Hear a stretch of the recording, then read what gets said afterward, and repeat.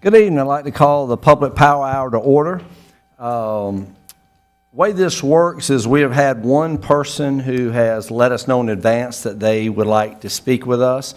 So I will invite them up in just a minute.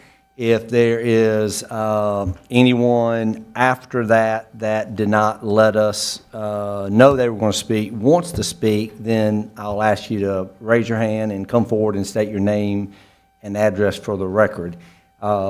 Real important, this is an unofficial meeting. We do not vote on anything. We don't make any official decisions at all. This is really an opportunity for us to listen. We can give guidance based off of what we hear, but we won't be voting on anything at this meeting. So with that being said, I know we got some information from Mr. William Gunnels, and I believe Stephanie Humphrey is going to speak for him. So Ms. Stephanie, how you doing? Come on up. And I know we got it, but just so people on TV land can hear you, just state your name and address for the record, please, ma'am. My name is Stephanie Humphrey. My current address is 213 Wesley Drive, Martinez, Georgia. Okay, great. Good to have you with us. So what I'm here today to speak to the council in reference to is Mr. Gunnell's property. He purchased the property at 1213 Summerhill Drive in April of 2019. And he was given all his approved paperwork, went through the closing, started making payments on his home, so he officially lives there and is purchasing the property. In 2020, he had $8,000 worth of trees cut down in said property that he was under the impression he owned. This led to him wanting to put a pool in, a lap-size pool, in his yard, and in 2023, he was granted a permit by the city. They came out, they gave him his permit, they drew everything up, he showed where he wanted, and then on 8/22, after he had ordered the pool, after he had spent the money to have the permit, and he also spent $13,000 purchasing the pool and a rental of $2,000 for the backhoe and had the hole dug. At that point, on August 22nd, there was a stop order that was put into effect. He was told that he was over the property line. So he went back to his paperwork from closing of his home. We've gone to the Aiken County Courthouse, and we've acquired several different, I guess, things that are there. There's different parcel maps that are on file. There's some from 1996. There's some that go back to 1912. There are blurred lines in every picture that we have. So Mr. Gunnell spent $700 to have his own surveyor come out and do a just broad spectrum survey. What his surveyor showed is that, in fact, one of the surveys that's on file from 96 does match this new surveyor's. So at this point, what we would request, nobody can tell us who owns the property. There's different parcels. There's parcel 5 and parcel 4.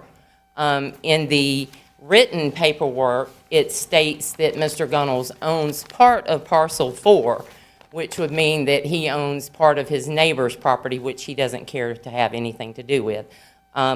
At this point, what we would like the county to do is to revise the property line and give him another 50 feet if available. He is willing to purchase. He would also like you to take into consideration the money he has spent in keeping the property and taking the trees down in good faith, thinking that he owned the property. He wants to make it aesthetically pleasing. It is a lap pool. It isn't for recreation. It is for his health. He will be placing a 6-foot fence around it, privacy fence. He was told that the pool couldn't be in front of the home. So we were going to turn the pool. I have documentations that can show you the drawing. We were going to turn the pool long ways, but even at that point, with the easement that the county will require him to have from his property line, he still doesn't have enough property. So that is what we're here requesting, and if you have any questions, we'll try our best to answer those. You've used the word county several times. We Talking were about the told county, or that. you talking about the city? Well, we were told the city owned it. Yeah, okay, I'm sorry, you said Okay, the yes, sir, county. I'm sorry. Yes, Yeah, ma'am. we were told that the city owned it. Right. By one person, and we were also told that there was a lot in between Mr. Gunnell's Lot 5 and the city property at the end, and there was an unknown owner. So, and then we were told again that the city owned it. So at this point, we're just trying to figure out who owns it and who can give Mr. Gunnell's the permission to go Okay. in and. There's two challenges we have, two Yes, issues. sir. Okay. So the first one is, and we have had this brought up actually at a public power hour not long ago.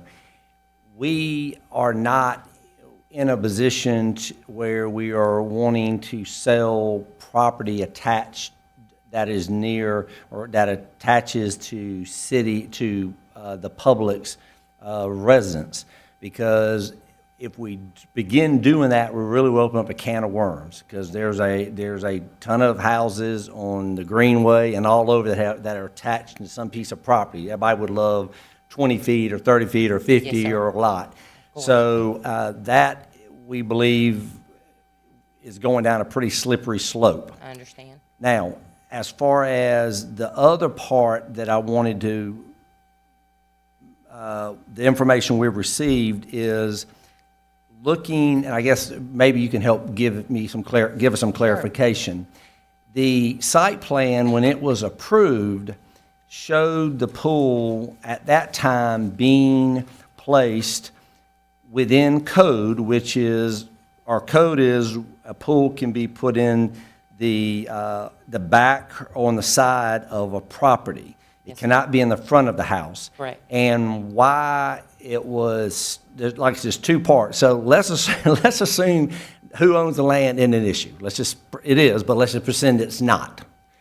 The issue is, even if you own that land, the issue is currently the pool would be in the front of a house, and that is against our code, is my understanding. So that's why it was stopped, not anything more than the fact that he was approved, and where he's building it now, where you're building it now, is not where it was approved. Okay. I have the rendering. And I've got the Okay, plat you have the proof. same render? Yeah. Okay, and if you go out to the property, that is where it's built. If you're looking directly at the home, the pool does not obstruct the front yard at all. It is off to the left side of the home. Well, yeah, but what I'm saying is when you get a permit, you have to build it based on the permit. You can't change the location, because Okay. we're approving it, the approved site plan. Okay. And so if you're telling me that this pool, because what we're hearing from our folks is that the pool is not being built where we approved it, and you're saying it is being pulled, because if so, I need to know that. Yeah, But it's okay. where, from my knowledge. Okay. I mean, I can't 1,000% say, I pulled the tape on this property. I've been there, I've seen the property. I don't worry about the tape, but. Yeah, So, but to my knowledge, in viewing the pool is to the left of the home, Well- in the side of the yard. yeah, okay. It's not directly in the front yard at all. It does not obstruct the view of the front of the home at all. Yeah, okay. Well, again, we've got pretty good folks that do this, so I guess we'd have to I'd have to get some clarification, but what I'm telling you, what I'm hearing Yes, sir. from our folks is that where the pool is being dug right now is not where we approved it. Okay, so So how, you're saying it is, which means we'll just need to turn that over to find out exactly, is it or is it not? right, okay. Okay? So And- that's one thing. Okay. Regardless. So the second piece of it is, and I'll let council share this. So let's take the pool out of the equation, but the land in general, what I'm saying, the real issue is we have talked about this, because this is not the first time this has happened. Oh, I'm sure. And our concern with selling property, that city property that's adjacent to residential houses, is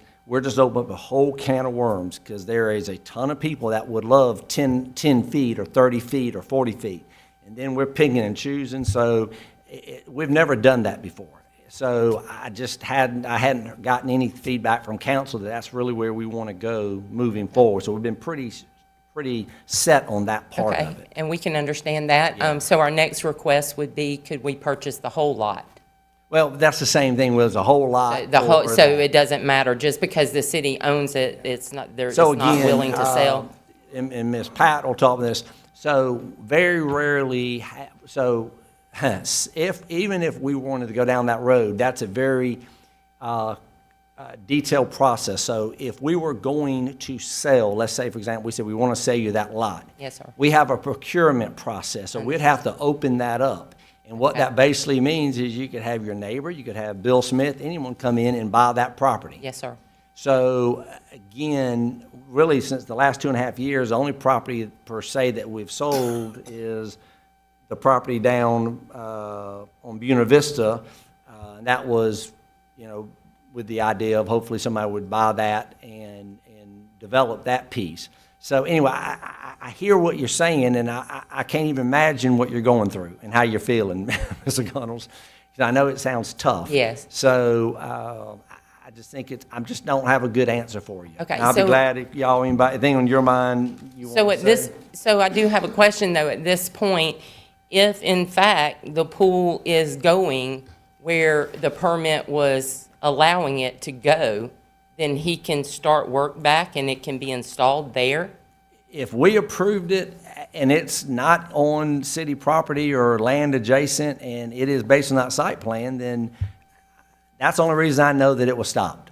So what we'll do is, again, like I told you, we don't have any directors here. Right. So this is just for you and I to talk. Yes, sir. We appreciate So that. what we'll do is, first thing in the morning, we will get this to our planning department and have them probably set up a time to go out there with y'all, just so we've got set of eyes on Yes, it. sir.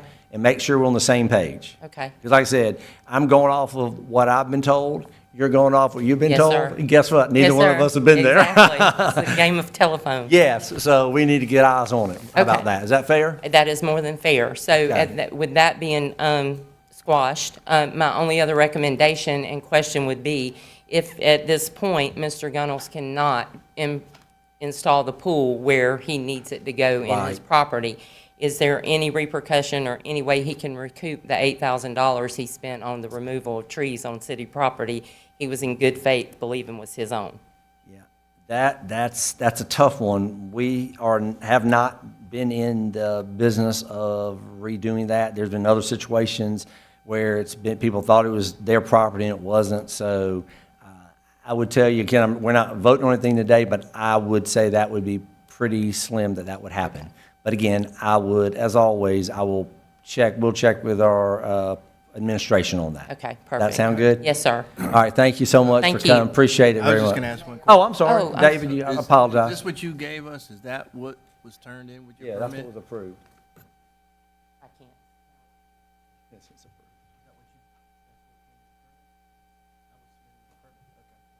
Yep.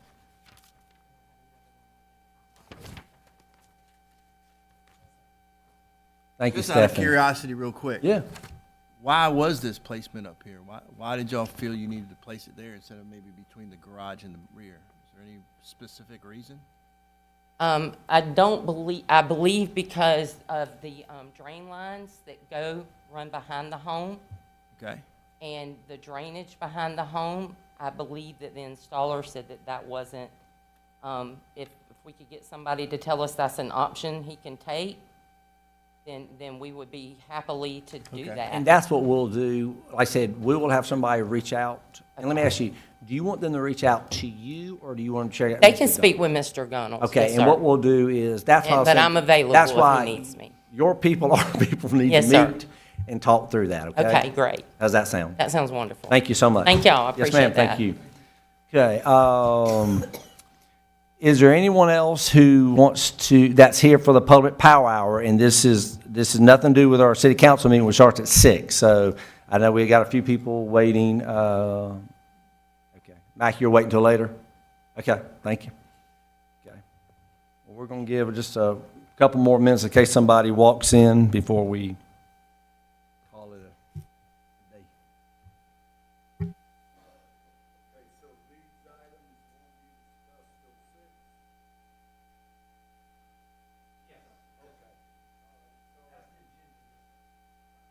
If that's the agenda, yes, sir. I can't say it from here.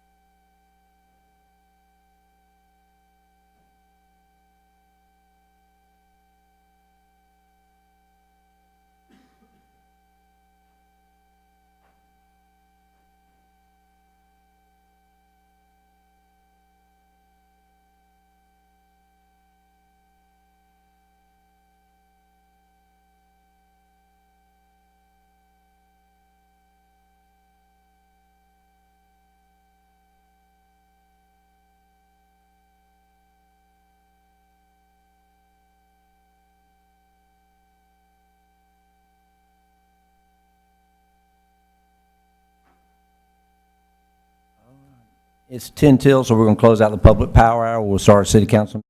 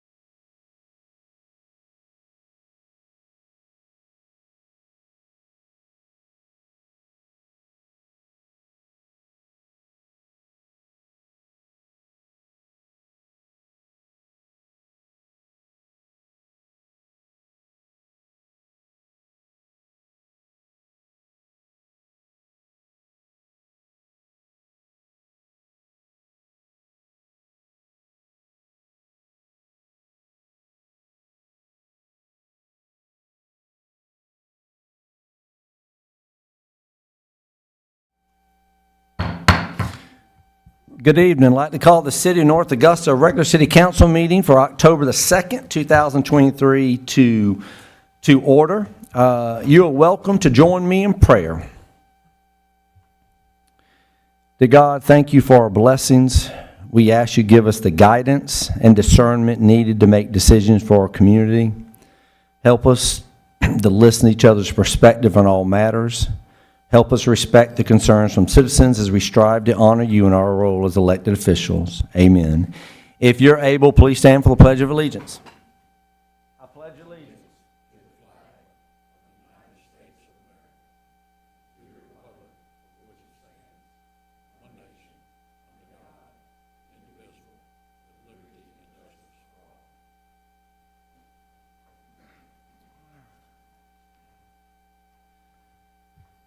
Okay, we'll start my roll call. Roll call from my left. David McGee. Pat Carpenter. Britton Williams. Jennifer McCauley. David Buck. Kevin Toole. Great. Are there any additions, deletions, or corrections to the City Council meeting minutes of September the 18th, 2023, or the study session minutes of September the 25th, 2023? Okay, hearing none, they stand approved as distributed. Thank you. Okay, we're going to get right in the new business. Planning and Development, item 5. Ordinance number 2023-16 to amend the zoning map of the City of North Augusta, South Carolina by rezoning plus or minus 9.84 acres of land owned by CSRA Development Company, Aiken County tax parcel number 007-15-03-00T2 from R10 medium lot single-family residential to R7 small lot single-family residential. Do you have a motion to approve this ordinance on first reading? So moved. Ms. McCauley? All right, Ms. Carpenter, thank you. Anything you'd like to share about this, Ms. Clifford? Yes, Mr. Mayor. So this parcel is located on East Buena Vista Drive, just east of the current public safety headquarters, and adjacent to the 3 city-owned parcels that have recently been put up for sale. And so this is a private developer who has presented a plan to the Planning and Development Department regarding a townhome complex. And so this request is to change the current zoning to R7 to allow for that. The staff recommendation is that you would consider this. Okay, very good. Are there any citizen comments? Any council discussion? I think this is going to be a great addition. It brings density in their downtown with what we're doing with the Greenway Connector, with the new bridge. I think it's fantastic with the development we're trying to do on Buena Vista. So I think it's fantastic. So if no other council discussion, I will ask for a vote. All in favor? And that is unanimous. 6-0. Thank you.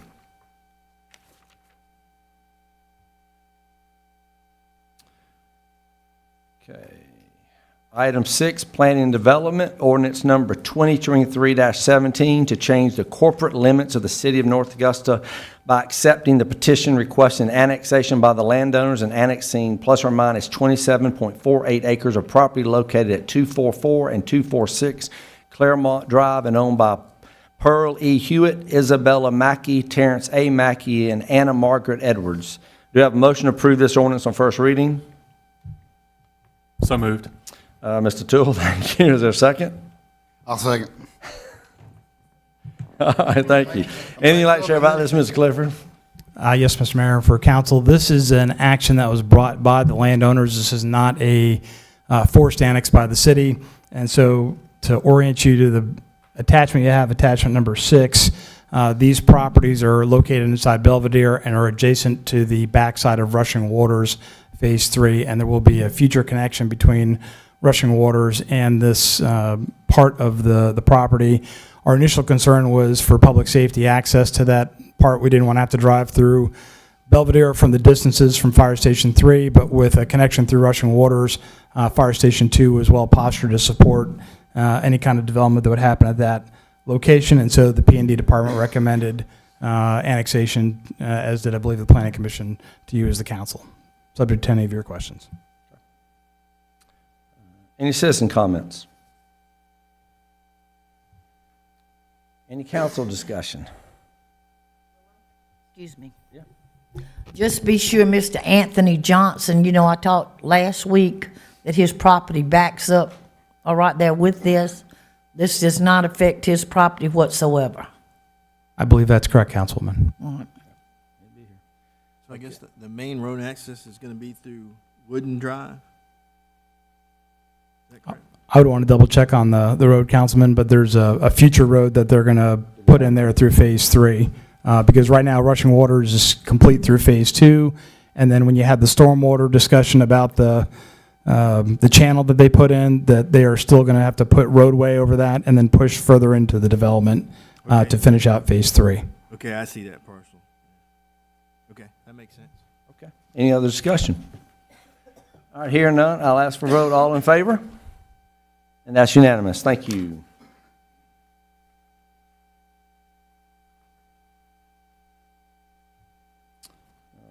Item 7, administration, ordinance number 2023-18 to amend the code of laws for the city of North Augusta, specifically section 2-101, qualifications for city administrator. Do I have a motion to approve this ordinance on first reading? So moved. Ms. McCauley, is there a second? Ms. Carpenter, thank you. Okay. Before I turn this over to our city attorney, Kelly Zier, to kind of give some perspective on the ordinance, I just wanted to kind of make a statement a little bit about how we're here. I think it's real important for citizens. I want you to understand this isn't something that kind of came up and just surprised us because there was a letter to the editor. There's been things on social media. We've been very aware of this. As a matter of fact, probably first part of the year, I had several conversations with our HR director last year, but in the first part of the year, Kelly and I talked, and I actually had very informal, individual conversations with some of council about this. The fact of the matter is this probably should have been done in June of this year. I dropped the ball on it. We've had a lot going on, and although this is very important, I will tell you, I think the prioritizations that we've been focusing on over the last, this year have kind of been a little higher priority than this. So that's my fault as mayor, as the leader. I take that. So I will just tell you, if you want to bring out the arrows, you can shoot them. That's okay. But the important thing is we're dealing with it now. So with that being said, I'd like to turn it over to Kelly Zier so he can kind of tell you about where we are with the ordinance. All right, the mayor contacted me and asked me to research this and to make a determination just how we came about with the ordinance that requires that the city administrator live within the corporate limits and to look at other areas. I will tell you that probably, well, I do know in 1977 is I think when this ordinance was written, when we first created the position of city administrator for the city. And I'm sure that that ordinance was put together with input from council and included the requirement that the city administrator reside in the city. After the mayor contacted me, I started looking and to try to determine what other cities in the state are doing.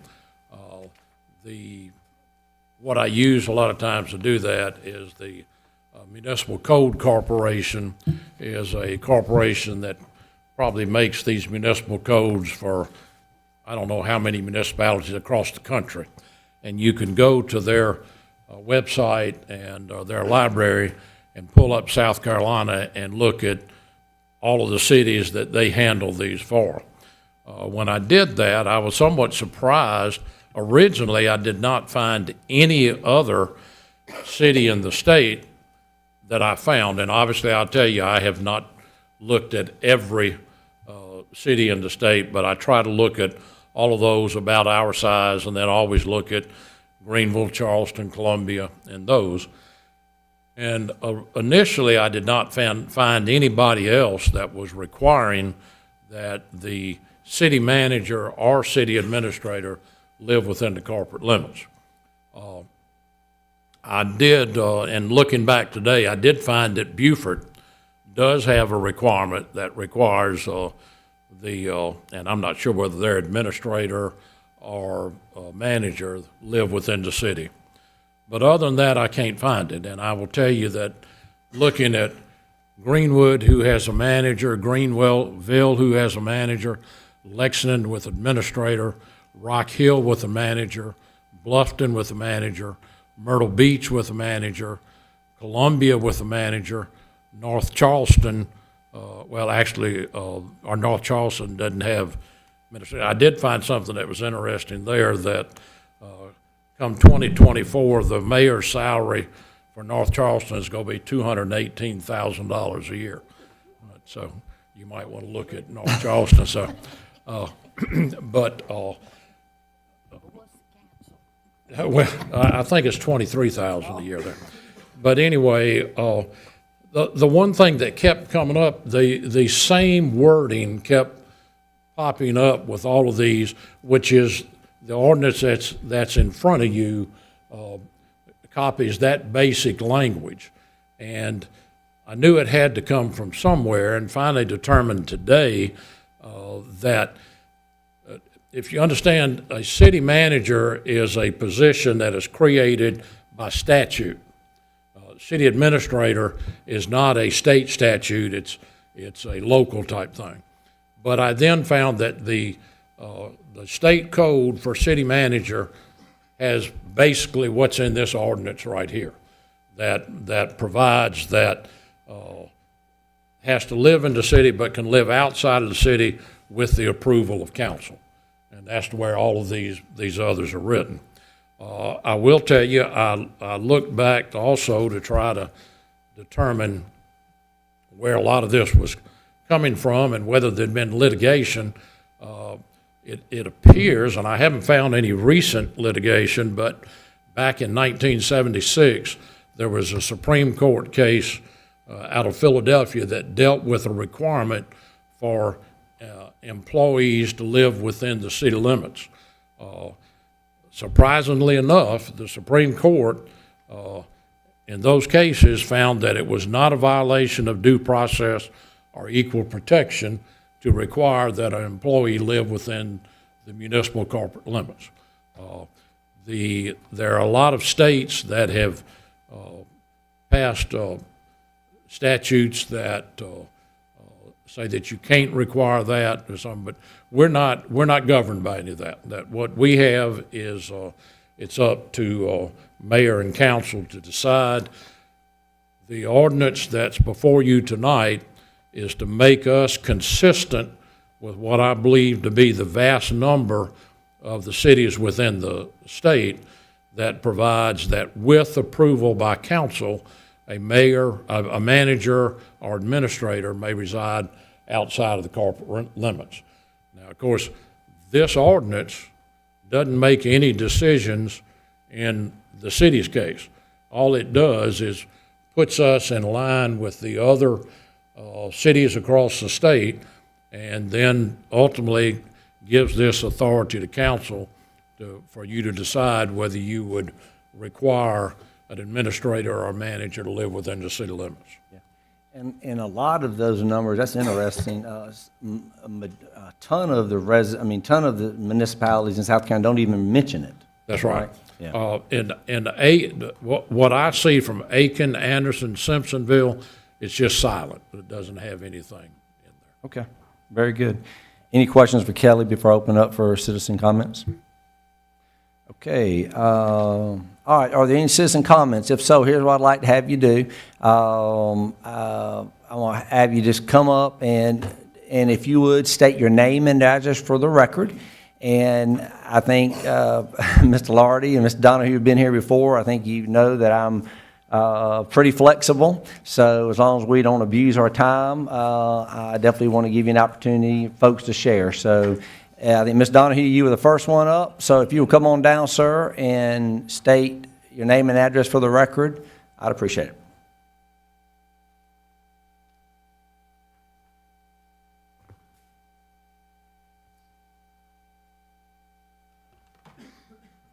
I'm Steve Donahue, and I live in the city limits. Do you need more than that?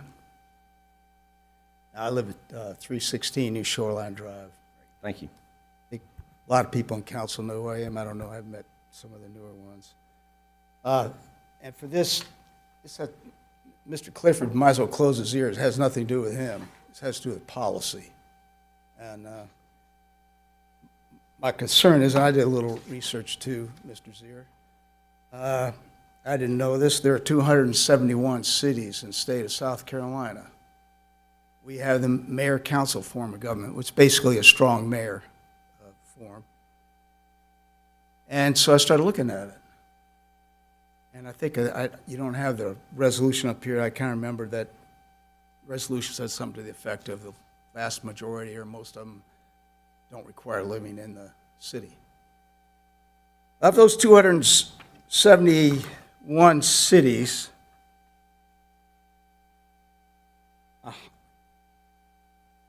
125 have mayor-council. Same setup as we have. Of those 125, 88 have less than 1,000 people. So I guarantee you, they're not hiring a city administrator. They can hardly afford to have a building. So you're comparing yourself to 88 cities that are less than 1,000 people. 37 of those cities have less than 5,000. And there's only 15 cities with this form of government, more than 5,000 people. Now, you may find it absent. I found it too. At Charleston and North Charleston have a strong mayor form of government. And they have big population. They don't have an administrator. And that's why the mayor's salary is probably $210,000. He functions as the administrator. In effect, and to be a mayor, you have to be a resident and a voter of that city, which is, we all recognize, is probably appropriate. And the policy decision you make here is basically when you hire an administrator, but you have a mayor who has another job in life. This isn't his full-time job. He doesn't come in every day. He has to run a financial advisory, whatever his job is. So he basically is an ersatz mayor. And he had to look like, act like, and be like the mayor. He's here every day, and he had to live it, be in it, be a part of it, suffer the consequences of all the tax increases we've had. Every letter he writes to the budget, well, we need to increase at 2 mills here. Last 2 budgets we've had millage increases. The next budget I saw, we're having another millage increase. He makes a considerable amount of salary. I mean, I assume he's worth it. I bet he's a great administrator. It has nothing to do with Mr. Clifford, as I said. It's a policy decision. He doesn't live here, doesn't see the recycling bins that were blowing paper up and down my street, which, at least in my neighborhood, there's only a 33% compliance. He doesn't live it, see it, feel it. He doesn't see the traffic congestion down by the stadium or the Center Street being closed during events, and you don't tell drivers till you get to the actual circle in front of the stadium, circle around, go back. So I'm troubled policy-wise. I would hope all of you would be troubled by that. And also there's something like you're embarrassed to require somebody to live in North Augusta. Like, well, God, we wouldn't want that of you, Mr. No, we wouldn't ask that. That's too much. That's a bridge too far. It isn't. And when you signed, in this particular case, you signed the contract, it said within 3 years, move within the city. As far as I know, there was never a move made. So I'm troubled by it, and I hope you would be too. And I hope it, and the other thing, just as an aside, I don't come here anymore. I used to come here a lot more when I had more interest in what was going on. Have you ever had a dissenting vote? Have you ever had a, 6-2 or what is it, 6-1 or 6-3? Is it always unanimous? I noticed that also your issue wasn't in the study session. I'm not here to sling arrows, by the way. It just bothers me. I'll leave it at that. But my parting comment would be, along with this letter, the budget, that we're going to get another million. It looks like we're going to get another millage increase, which I'm sure will all be unanimous and we'll all see. When we started down the road, where another city administrator who happened to live here, and he lived in Hammond's Ferry. That's a good point there. I disagree with everything he presented on the TIF and all that, but at least he lived the issue. He lived in Hammond's Ferry. He was going to live next to the stadium.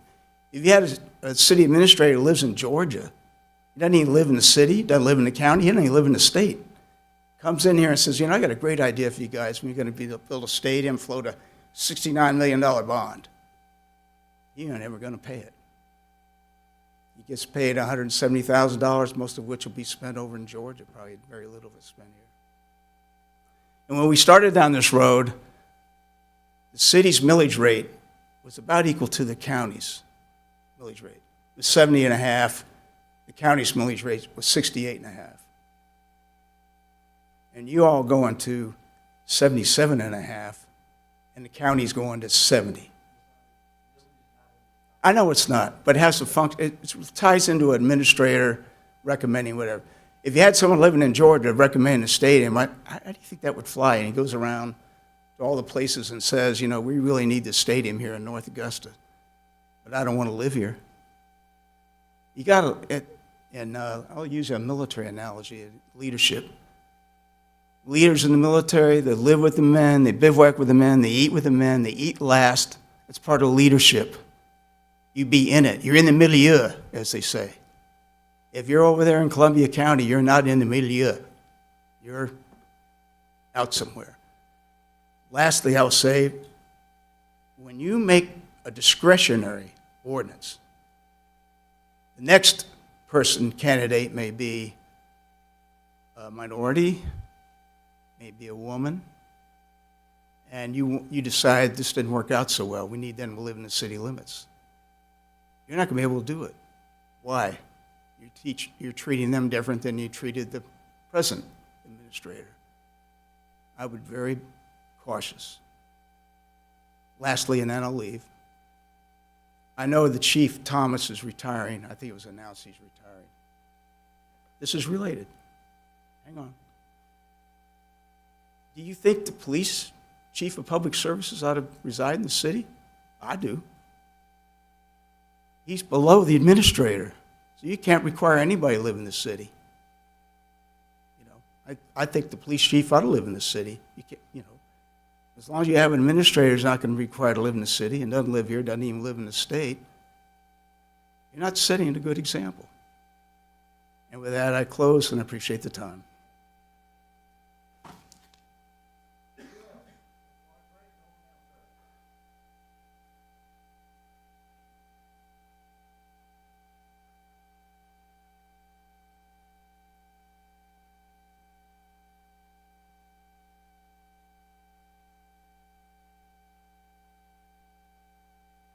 I think we need a railing there. I'm getting old. Okay, my twist is a little bit different than Mr. Donahue's. We hired Mr. Clifford on August 17th, 2020, as far as I can tell, and he applied for the position, he listed his address, and he was advised that there was a requirement, I'm sure, for the position, and that he had to be a resident. And somewhere along the line, that was dropped. We never came back to that, and all of a sudden, Mr. Donahue wrote an editorial in the newspaper and became an issue, or else it probably would have been swept under the rug. 2 years, I know, I listened to your opening comments, and I fully appreciate them, but the bottom line is, it took 3 years and 2 months for this issue to be put on the table. And I just find that a little bit strange, that Mr. Donahue went over all the reasons why he doesn't live here. I don't know how many children he has. I don't know what his family is. He doesn't associate with us. I don't know why. And maybe you can explain to us exactly what went on in the conversation, because I'm sure he went through an interview when he was hired, and he told you that he was going to follow the requirements. By the way, I have a very close friend that would have applied for that position, but he doesn't live in the city of North Augusta. And so you lost other applicants because they followed the rules. And I find that a little disturbing that that happened, he would have been a good candidate, maybe not as good as Mr. Clifford. I've been pleased with the way Mr. Clifford has worked. I don't think we have any problems in that, but the whole procedure seems a little strange to me. Okay, I think what we've established, and I think part of what I'm concerned with is rules and regulations. We seem to bend the rules based upon who you are. And I'll use Mrs. Carpenter as an example. Mrs. Carpenter is associated with our sports complex, and I'm sure she invites teams over here to play North Augusta. And I can envision a situation in the ninth inning of a ball game where the score is tied, or where North Augusta is behind by a run, and she steps to the plate and tells the umpire, by the way, we're going to play 10 innings today. We're changing the rules in North Augusta. We're not playing by the standard rules. We're just going to extend them. Didn't make any sense to me. She'll never do that. I know she wouldn't do that. But that's what it sounds like. We changed the rules because we wanted something to happen. And by the way, I wasn't privy to the conversation. There is something wrong when somebody put out qualifications for a position, had a meeting, agreed to something, and 3 years and 2 months later, we're talking about it. It doesn't make any sense. Maybe somebody can enlighten me. Okay, I don't want to take a lot of your time. I guess the only thing I want to mention is there are big differences between Mr. Clifford and myself. I live in North Augusta. I pay taxes. He doesn't, okay? And that bothers me a lot. He decided that my millage rate was increased. He brought it to the table. I was here at the meeting. It was subtly increased by 2 mills. Last year, we went up 1.5 mills or 2 mills. I don't know exactly what it was. But he's in control of that, and he feels no pain, and that bothers me. Thank you. Sorry. Anybody else? Yes, sir, come on down.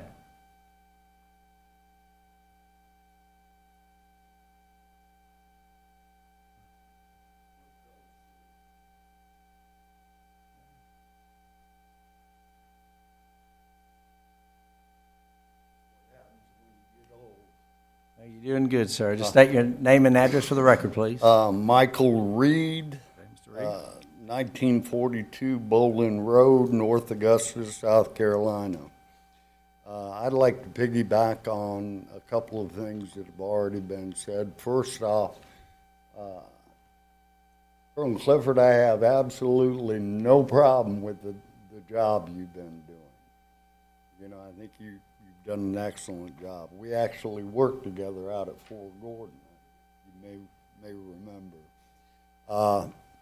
I too have an issue with the fact that 3 years and 2 months later, that we are now visiting the issue of the residency requirement for Mr. Clifford, you know, when he's in fact been in that position for, you know, quite some time now.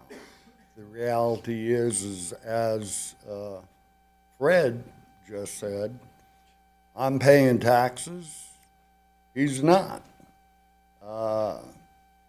Matter of fact, if I'm not mistaken, my taxes, as well as every other citizen in the state, in the town of North Augusta, is paying his salary, which is a pretty good salary for that matter, $158,000 plus some change, okay?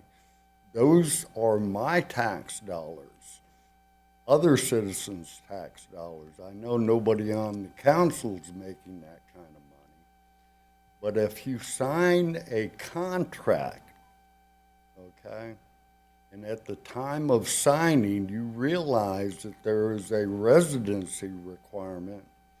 You know, for me, it's a big issue that, you know, 3 years later, now y'all are looking to amend the code that has been in place for 40-something years. That's insane. What comes next? It seems like the city council takes it upon themselves to make decisions that are not in the best interest of the citizens. The reality is right now is Colonel Clifford doesn't have any skin in the game. He can research issues and make recommendations, but he's not participating in the payment of those issues, okay? Taxes continue to go up. I don't know about y'all, but I'm not real happy about that. Not only our taxes, but at the state and federal level, this is insane. This is insane. We need to learn how to start living within our means, and we also need to keep contracts that are made, you know? That's the bottom line. That's all I have. Thank you, Mr. Reed. Anybody else? Yes, sir, come on down. You know the routine, say your name and address for the record. Mac Brazil, Fort Indian Rock Court. I wasn't planning on speaking on this at all. I actually planned on speaking earlier, but that was kind of smooth. So we appreciate everything Mr. Clifford does. You're real tall, so bend down a little bit. Sorry. Just so people in TV land can hear. We appreciate everything he does. He's great to work with. We do a lot of work in Columbia County as well, and they have a very similar situation. I didn't know if you were going to touch on it earlier, but Matt Schlotter is their deputy director over there. We couldn't do what we do without him, and he lives on this side of the river. Not quite in the city limits, I don't believe, but it works great for them. So we appreciate everything both of them do, and that's it. Thank you, Mac, appreciate it. Anybody else? Any other comments from citizens? Okay. Any council comments? Before I say a few things. I mean, I'm not going to retread what was already said, and I think it's kind of become the custom tonight to say that, you know, hey, I truly do think Jim's doing a good job. I appreciate the work he does, but the thing I can't get comfortable with is I just feel like the chief administrative officer of the city ought to live in the city. I just because regardless of what the other communities in the state do. North Augusta is unique because it's North Augusta, and I'm not compelled as much by that argument. I mean, I think it's something to take into account. I just think it's important fundamentally that the chief administrative officer within the city live within the community in which they're making decisions. Again, that's not a Jim issue. It's not a Jim argument. It's not any sort of comment or commentary on his qualifications or the job that he's been doing. It's completely separate from that. But it's ultimately as I've wrestled with this issue, as we've talked about it over time. It's hard for me to reconcile it any other way. We all make decisions based on the city. I realize we're elected officials, and that's a different thing. Obviously, we've got to live in the city, but certainly wouldn't have a requirement that all staff live in city. I think that's obviously overkill. But the chief administrative officer, I think it's important that he or she does. So that's how I'd be voting tonight. Anybody else? I'll read off kind of what my thoughts have been over the time period. So I think running the city is kind of like running a business, and you want the most talented person you can find for the position. And I believe Mike already mentioned that we did lose a candidate because we had that ordinance in place. And so that's an example of possibly a talented person that could have run our city that because of the ordinance could not. I think there's some benefit from having an administrator actually that does not live within the city, because sometimes they are making decisions solely on business and not swayed by emotion. You could argue that statement completely both ways. You could argue that you're better off with the emotion tied to it, or you could argue that you're better off with the business side to it. But for me, I'm going to lean towards having that business decision mindset. I also looked up several cities and realized that most of them did not require it as well. And I do think Jim's doing a phenomenal job. But at the end of the day, even if Jim wasn't in the position, I think it boils to who has the most talent and can perform the job performance. And at the end of the day, council kind of brings the emotion to it. And if he was not, or any other administrator wasn't performing at that level, then at that point, we could remove them. I think, I really wish we would have solved this problem when Jim was first hired. You know, that would have been the ideal solution, and I see where y'all are coming from. I really do. But the way I look at Jim, a lot of times when we hire people for these administrative positions, they live in Greenville or Greenwood, but he was at Fort Gordon and had his house and family established with his church, his school, and I know he knew that. But like I said, I think he does a great job, and I'm in a lot of functions this city puts on. And who is there but Jim Clifford? It's not like he works Monday through Friday and he heads over to Columbia County. He is within this city working. Now, I would like to know, and Jamie, if whoever could tell me this, when was our ordinance made that the city administrator had to be within the city? If you can just... Kelly said 1977. Yeah, and right, and it's just like in church, things we do back then are not relevant to what we're doing now. And just like Britt and I had taught, I would love to see all First Baptist Church members attend church every Sunday in person, but they don't. They're on live stream or something like that. So it's a different time and place, I think. And yes, y'all are right. That's a contract and that was an ordinance. But as leaders in this community, we do have that privilege of changing that, we feel is best for this city. And I know Jim Clifford, I've been down here 31 years, and he has been one of the best. He makes everything easy for us. He explains everything to us and citizens once they approach him. And people are constantly saying they feel at ease when they come see him. They're not scared of him, like some people, were. But like I said, it is a tough decision, and I wish this would have been made right when Jim was hired. I really do. And I'm like Britton, I forgot. Of course, we don't have anything as council members with hiring, but I wish this would have been brought up before, but I do feel like in my heart, and I have truly prayed over this, and like you can throw, as Britton said, throw arrows as or whatever, but I just feel we have a great city administrator, a great city assistant, a great city clerk, great city directors. I mean, they work as a team, every one of them. And so I think at this time, maybe it is time to change this ordinance. I mean, why did Grandma cook the ham in a cut off the tail of the ham? Because she couldn't find a pot big enough. There was no reason behind it. No reason behind it. So my feeling is, I think we should change this ordinance. Thank you, Pat. Anybody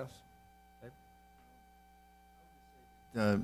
A lot of the same thought. As far as like one of the examples is, we have a small pool, and even the mayor had a problem or a challenge before getting representatives to be on different committees that live within the city limits.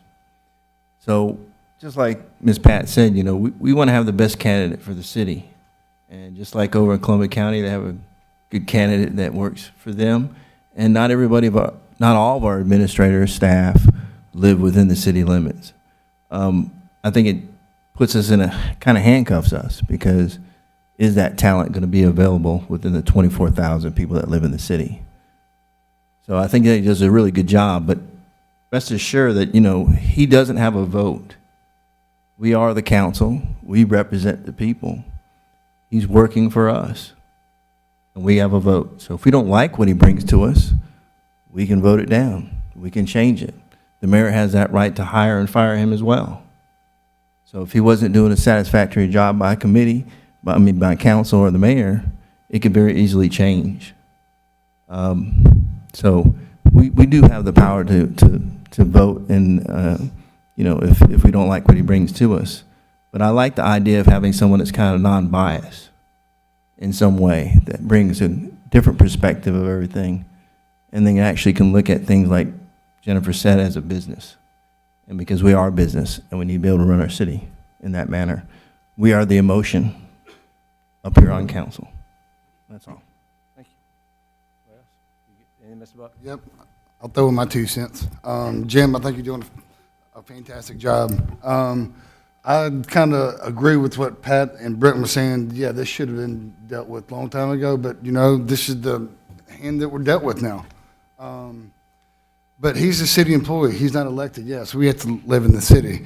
I appreciate y'all three coming to talk, and I see where you're coming from. But to me, at the end of the day, if we have somebody who's doing a phenomenal job for the city, why should we push him out? I mean, he ran Fort Gordon. I mean, I think he does a great job. So I'm all about doing what I think we need to do as a city to keep the best people here. So that's all I got. Just a couple comments. Mr. Donahue and Mr. Lardy, I think, and Mr. Reed, kind of your comments been responded to, but just, you know, contracts can be changed. They can be amended. It happens all the time. So that is not like unusual. You know, when we talk about, I want us to think about this. What we're really saying when we say we want the city administrator to live in North Augusta, here's what we really want. What we really want is him to buy a house in the city limits. We want him to join one of the 4 big churches. We want his kids to go to Hammond Hill or North Augusta Elementary, then go into the middle school and then North Augusta High School. That's really what we want. In 1977, we were a bedroom community. And in 1977, that's what North Augusta was all about. We're the 22nd largest town in the state of South Carolina, and we are going to continue to grow. And what's most important is that we need an administrator that is going to be able to run the city properly. And we want the best talent wherever that is.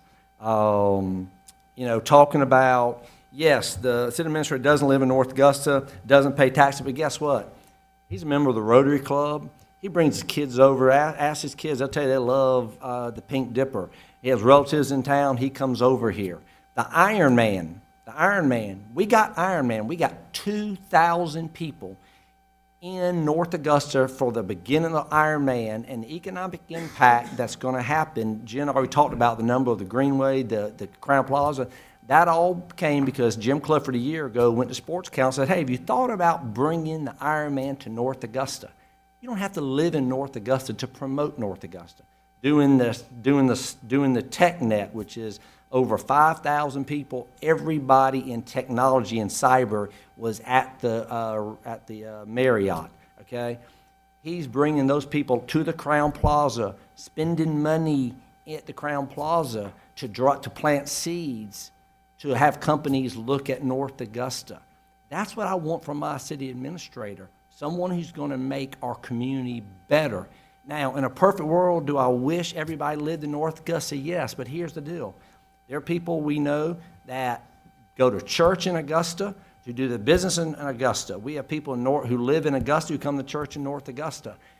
We don't have a wall anymore. It's a river. We are a regional community, the Central Savannah River area, and we have to think that way now.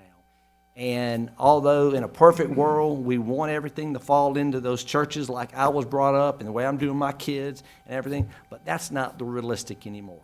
And the thing about it is, Jim, I mean, everybody talked, Mike Reed, all of y'all said, your opening comments was, Mr. Clifford's doing a wonderful job. He's doing a good job, have no problem with his job. And he doesn't live in North Augusta. Do you want someone to live in North Augusta and do a poor job, or do you want the best person to do their work for North Augusta? And if they don't happen to live in North Augusta, is that really what we're talking about? To me, it's not, okay? So, with that being said, if there's no more conversation, I'll ask for a vote for the first reading.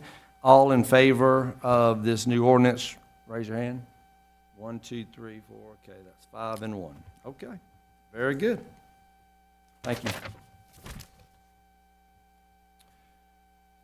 Okay, item 8, administration resolution number 2023-37 to authorize the issuing of a parade permit to North Augusta Lions Club to conduct, got my paperwork, to conduct the Christmas parade on Sunday, December 3rd, 2023. Do I have a motion to approve this resolution? So moved. Ms. McCauley. Second? All right, Mr. Media, thank you. Anything you'd like to share about this, Mr. Jim Clifford, City Administrator? This is a fairly routine request and an annual one, but this is a request from the Lions Club to be able to conduct the North Augusta Christmas Parade on December 3rd from 10:30 till 5 p.m., and the staff would recommend that you approve this request. Very good. Any citizen comments? Okay. Tara, I just want to make sure, you're going to make sure we don't have rain this year? That's what I was going to say. Pray for no rain. We're excited about it. We're going to have a float, so we're ready, looking forward to it. All right, any council discussion? My kids will be very excited. All right, hearing none, I'll ask for a vote. All in favor? And that is unanimous. Thank you very much. Thanks for what the Lions do, what y'all do, Tara, appreciate it. Okay, we are item 9, Parks, Recreation, Tourism, resolution number 2023-38, selecting R.D. Brown Construction Company, Inc. as the city's general contractor for the Riverside Village Boat Dock, Overlook, Sharon Jones Amphitheater Rest Area, and Sharon Jones Amphitheater Expansion Project. Do I have a motion to approve this resolution? All right, Ms. Carpenter. All right, Mr. McGee, thank you. Anything you'd like to share about this, Ms. Clifford? Mr. Mayor and Council, this is not something we discussed in detail during the study session, so I'll take a moment and kind of go through what the request here is. And so just as a history lesson, when we look at the amphitheater project, there are really 4 components to that: the docks itself, the overlook at the dock, the amphitheater seating, and then the restroom facility that is going to be public use. And so we had gone out to bid separately for just the dock and the overlook and got some bids that way. And then around that time, they had finished the engineering for the initial engineering for the amphitheater. And so based on the feedback that we had from the first round of bids, we decided to cancel the bid request and then bundle this entire package for all 4 of those elements. We have the same general contractor, running the whole project all the way from the top of the hill all the way down to the dock itself. Understand the council has given us guidance about the timeliness associated with the dock, and our goal is certainly to have the dock in the water for use by Memorial Day weekend. I think that's key for us for next year. Also, if we're going to host the Ironman again, having that dock in place would be critical for us to be able to do that. So going to a request for qualification model, which is very similar to what we did for the public safety headquarters using a CM at risk proposal. And so we only had one bidder that came to the table, and this was R.D. Brown. And as a reminder, this was the same contractor who actually built the amphitheater in the first place, so they're well familiar with the facility there. Our folks have gone and checked with the state grants folks to make sure there wasn't a problem with just having one bidder. A lot of times they want to see multiple bids to be able to move forward on a grant. In this particular case, they saw that we had bid this out and went through the proper procedures and steps and are allowing us to use this bidder on this particular case. So with that, what you have in here is a list of some of the authorizations and resolutions that the council has previously passed regarding this project and lays out some potential funding sources and then essentially awards this contract or selection of contractor to R.D. Brown, but does not establish the budget. Just like the public safety headquarters, what this is doing is picking this contractor. We'll sit down with the contractor over the engineering schematics, figure out what needs to be done and what those costs are going to look like. And in a future action, hopefully within the next 30 to 45 days, I will come back to council, present an overall budget, which is for you to approve. So we'll do our initial engineering work with this particular vendor, but we will not obligate city funds until such time as the council deems it so. And so with that, I will pause for any questions or comments from the council. Yes, Jim, ma'am. does this include, the grassy area around the amphitheater that we were going to make more seating? Yes. Does that include it in that? Okay. Yes, ma'am. It is. R.D. Brown's got a great reputation. I don't know if they've done churches, they've done the amphitheater. I mean, we couldn't have a better candidate. And I think, Jim, you expressed it very well. What citizens understand, we are approving this contractor. We wanted the best contractor. We have not approved a budget for that. That is correct, Mr. Mayor. Okay, very good. All right, any citizen comments? Any council discussion? Here now, I'll ask for a vote. All in favor? And that's unanimous. All right. Okay, any administrative reports? I have two, Mr. Mayor. Okay? The first is the Director of Public Safety position has been advertised, and that is advertised through the 20th of October, in which case we'll evaluate the candidates and conduct a hiring panel, of which the mayor and I will be part of. And then the second item I have is I'd like to report that after many, many years, the Capital Project Sales Tax 1 and 2 have been closed. So those are funds that are no longer available that have been completed. And as a reminder for council and citizens, CPST 1, remainder of those funds was used to fund the Metal Greenway Bridge that's over by the current public safety headquarters. And CPST 2 was used to fund the Smart Cop 911 dispatch software as our other software was becoming out of date and risk losing function and also SLED accreditation. So ultimately, these were two really good projects using capital project sales tax dollars that greatly and directly benefited the citizens. And subject to any of your questions, that's all I have for administrative reports. I think you bring a good point, and I think the other thing for citizens to understand, those are dollars that's been sitting there over previous several administrators, okay, and not doing anything. And one of the things that Jim, when he came in, was very important about is we need to get dollars that have already been paid by citizens working on projects to better North Augusta. And we knocked two of them out under his leadership, and we got one more too. So anyway, that's a very good job. Thank you. All right, we're at item, oh, Dave, I'm sorry. When does the new sales tax come up again? 2025. What we put? Councilman, my understanding is that the voter referendum would be November of 2024, and that those tax collections will start in the first quarter of 25. And so what the city has open now is Capital Project Sales Tax 3, and there is limited funding left in that project. And quite frankly, what you're going to see is a bundling of the rest of CPST 3 with the rest of the other funds to complete the amphitheater project. And then CPST 4, which is currently drawing sales tax dollars. The two projects that are ongoing that are drawing from CPST 4 are the Bluff Avenue Connector, which is going to tie Hammond's Ferry into downtown, and also the Public Safety Headquarters project. But we will begin working on putting those projects in place. So we'll have a conversation with the council first part of next year. We'll have public input so we can get it to the county. Yeah, so everybody, Administration's working on that. all the citizens will be able to vote Yes. towards that again later. Yeah, we'll have a public input like we've done in the past, yeah. Yes, ma'am?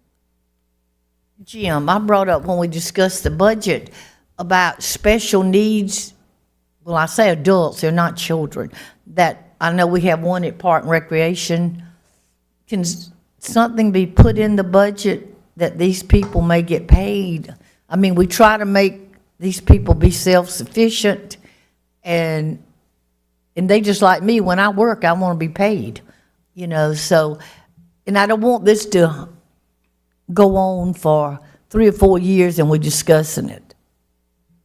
Councilman, luckily for me, the PRT director is in the audience, and he has got your direct guidance, and he heard it in the budget discussion and is continuing to work that, and we'll be able to have that as part of a discussion for the public hearing and also the first budget reading October 16th.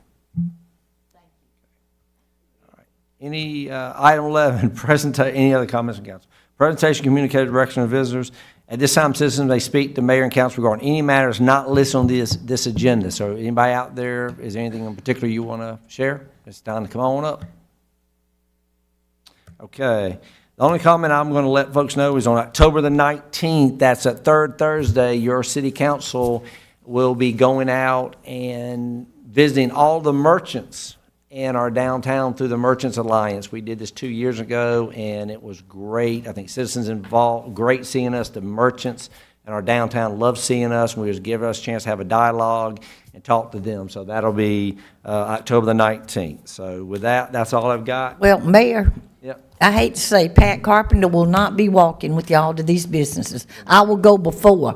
But, because I will be doing a trunk or treat at First Baptist Church in our parking lot. That's one of the merchants that'll be there. And I'm one of the merchants up there. So y'all can come But bring that's your one of children. the merchants, that'll be a third Thursday, will be. Yeah, we're doing it on Thursday. But like I said, I will not be available to walk around to the different businesses. I'll drag you around, that's okay. I'm just kidding. All right, we stand adjourned.